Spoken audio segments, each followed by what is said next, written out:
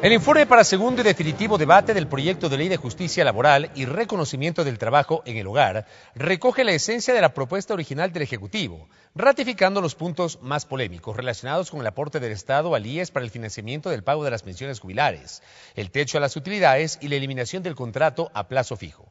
Por el otro lado, incorpora por primera vez en la legislación ecuatoriana la afiliación voluntaria de amas de casa y crea una protección para la estabilidad laboral de los dirigentes sindicales. Los términos de este informe los analizaremos en nuestra primera entrevista de hoy. Fausto Cayambe, doctor en jurisprudencia, máster en economía con especialización en descentralización y desarrollo local, promotor de procesos de participación y desarrollo local, miembro de Comisión de Derechos de los Trabajadores. Asambleísta Cayambe, qué gusto que nos acompañe, bienvenido. Belkis, Fabricio, buenas noches y a todos los televidentes, un saludo cordial.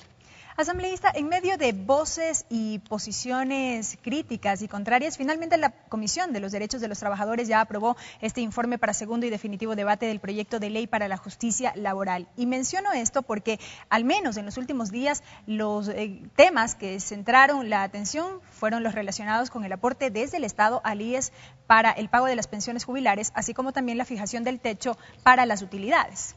Así es, yo creo que han sido dos temas que han venido permanentemente debatiéndose y ha tenido una participación de varios sectores. Hay lecturas diferentes, hay enfoques diferentes, eso es la democracia. Nosotros hemos, desde el 15 de noviembre del año anterior, hemos venido discutiendo con las puertas abiertas, hemos escuchado y en razón de la cual hemos tomado una decisión que en el caso del financiamiento del Fondo de Pensiones hemos hecho dos ajustes constitucionales y sobre todo hemos generado dos mecanismos para la sostenibilidad de los fondos de jubilación hasta el año 2047. ¿Cuáles son esos ajustes? Decirle al país, decirle sobre todo a los jubilados que nosotros estamos garantizando la pensión jubilar de 450,000 jubilados que hay en este momento, como también los futuros afiliados hasta el año 2047. ¿Cuáles ajustes estamos haciendo? Por un lado, modificando el artículo 237, que desde nuestro punto de vista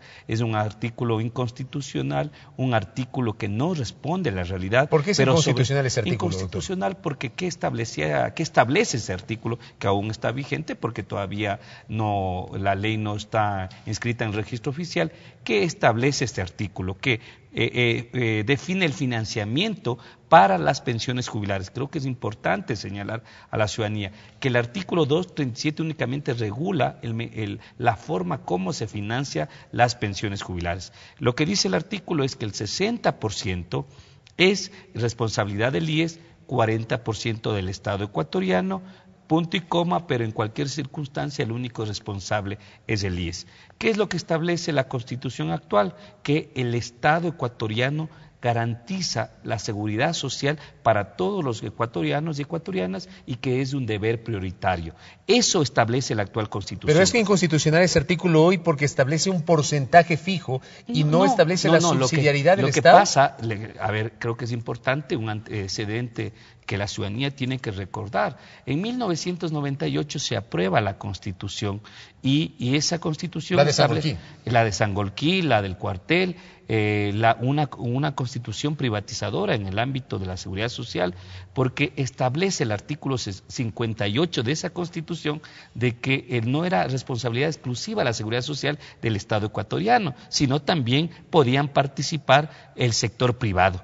Eso establecía la Constitución de 1998. Con ese principio constitucional se aprueba la Ley de Seguridad Social vigente en el 2001. Y en el 2001 se aprueba esta ley donde se permite que la seguridad social era únicamente responsabilidad del Instituto Ecuatoriano de Seguridad Social. Hoy ha cambiado. Hoy existen condiciones diferentes, existe un mandato constitucional distinto donde se está tutelando el derecho a la seguridad social de todos los ecuatorianos y ecuatorianas. En esa medida nosotros hemos legislado que estamos estableciendo en la modificación, por un lado, que el Estado reconoce el derecho de la seguridad social para todos los ecuatorianos y ecuatorianas, independientemente de su de su relación laboral. Primera cosa fundamental, el actual artículo solo legisla para el financiamiento de las pensiones jubilares, no para el financiamiento de todo lo que implica la seguridad social. Eso es un cambio fundamental, porque la seguridad social no solo son las pensiones jubilares, sino tiene otras contingencias que la seguridad social. Además que hay otro tipo de pensiones, la pensión de viudedad, de orfandad, de invalidez, etcétera. Hay varias contingencias que una seguridad social tiene que contemplar. En esa medida, primer cambio fundamental, no solo estamos legislando para garantizar la pensión jubilar, sino todo lo que implica el derecho a la seguridad social. Segundo cambio que estamos haciendo, ya responsabilizando al Estado central, ahora sí al Estado central, como también al IES, para que garanticen el pago de las pensiones jubilares, tanto de los afiliados al seguro general obligatorio, como también del seguro campesino. En estos casos tienen que poner anualmente en el presupuesto los recursos necesarios. Eso es lo que estamos estableciendo. En esa medida, miren, para información de la ciudadanía, que se ha especulado mucho de que hay un déficit en el IES, sobre todo en este fondo. En este fondo quiero mencionarles, de acuerdo al informe que nos llegó el 20 de marzo de la presente fecha, este fondo tiene de ingresos 3.928 millones de dólares para pagar las pensiones jubilares, tanto por vejez, invalidez como también por muerte. A 450,000 jubilados se necesita 2.500 millones de dólares. Es decir, que anualmente usted va a tener 1.400 millones de liquidez o de superávit. En esa medida nosotros estamos tomando una decisión, porque ese 40% nació de un estudio actuarial de 1942, donde no había estas condiciones que ahora tenemos. Ejemplo, antes del 2009, la plata del IES no tenía rentabilidad. Ustedes saben, estaba en el Banco Central. El Banco Central, inclusive los empleados del Banco Central, la Asociación de Trabajadores y Empleados del Banco Central, recibían un porcentaje porque la plata de los asegurados estaba en el Banco Central. A partir del 2009, hoy tenemos los afiliados, los jubilados, tenemos una banca, el banco más grande, el banco más solvente, está bordeando con un patrimonio de 14,000 millones de dólares. En esa medida, permanentemente está haciendo acciones crediticias, acciones financieras, en un promedio de una tasa de interés del 7.25. Eso le da rentabilidad al IES. Por lo tanto, decirle a la ciudadanía a través de este medio de comunicación que lo que están diciendo de que el IES está quebrado, de que no hay plata para el pago en pensión, es mentira. No solo que existe liquidez, existe un superávit, pero además lo que estamos haciendo es incrementando la participación, la afiliación de más ciudadanos y ciudadanas. Hoy en día, 8 afiliados financian a un jubilado.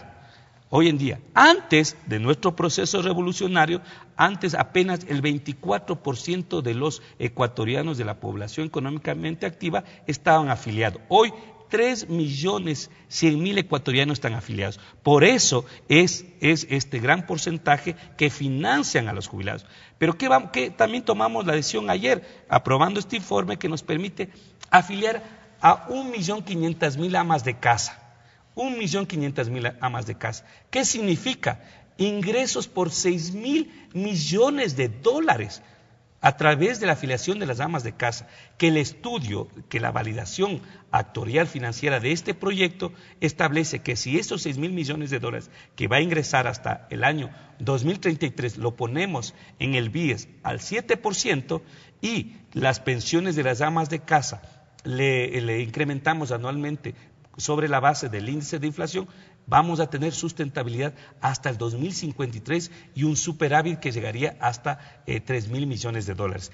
Esas decisiones estamos tomando que nos permita seguir teniendo unas finanzas saludables en el IES. Asambleísta, en honor al tiempo y brevemente, hablemos también de otros temas como lo que tiene que ver con la fijación de este techo para las utilidades. Finalmente, luego de recibir, por ejemplo, a los empleados de las operadoras telefónicas, no se dio paso de alguna manera a esta propuesta que ellos planteaban de que se reconsidere esta modificación que se hace. Miren, creo que uno de los objetivos que tiene este proyecto es poder construir una patria con equidad. Y una de las fuentes de inequidad son los ingresos a través del salario, a través de las utilidades. Pero allí ellos hablan de una regresión de derechos. No, miren, nosotros el 15% de utilidades es un derecho adquirido de todos los ecuatorianos que trabajan en el sector privado. Pero ¿Qué es lo que estamos planteando? Un techo ya no se cumple el 15%. No, 8.496 va a recibir un ecuatoriano que tiene la posibilidad de utilidades, que son apenas un pequeño porcentaje de ecuatorianos y ecuatorianas. Sobre todo en esta medida que estamos tomando, va a afectar a 10 grandes empresas, telefonía, cementeros, de acuerdo que tiene que ver mucho a la dinámica económica de nuestro país. No solo aquí estamos viendo que la utilidad depende del buen manejo o del esfuerzo de quienes forman una empresa, sino también de las condiciones económicas, de la política económica de un país, de los ingresos que tengan los ecuatorianos y ecuatorianas. Las utilidades no son gratuitas. Las utilidades van a depender mucho del entorno económico. En el caso de las telefónicas, ¿por qué cree que tienen buenas utilidades? Porque existen condiciones económicas para que los ecuatorianos y ecuatorianas utilicemos la tecnología de un recurso que es de todos los ecuatorianos y ecuatorianas. En esa medida, decirles a nosotros, al pueblo ecuatoriano, que aquí no estamos mermando derechos, sino se está contribuyendo para que ese excedente vaya a la seguridad social, que beneficia a todos los ecuatorianos. ¿No estuvieron el tema del 5% para el cálculo de las utilidades que reciben en función de las cargas familiares? Unas propuestas. ¿No excluyeron eso o sí? No, o sea, no incluyeron, mejor dicho. No incluimos eso nosotros. Una propuesta que lo presentaron los trabajadores, sobre todo de telefonía, me pareció una propuesta que nos permitía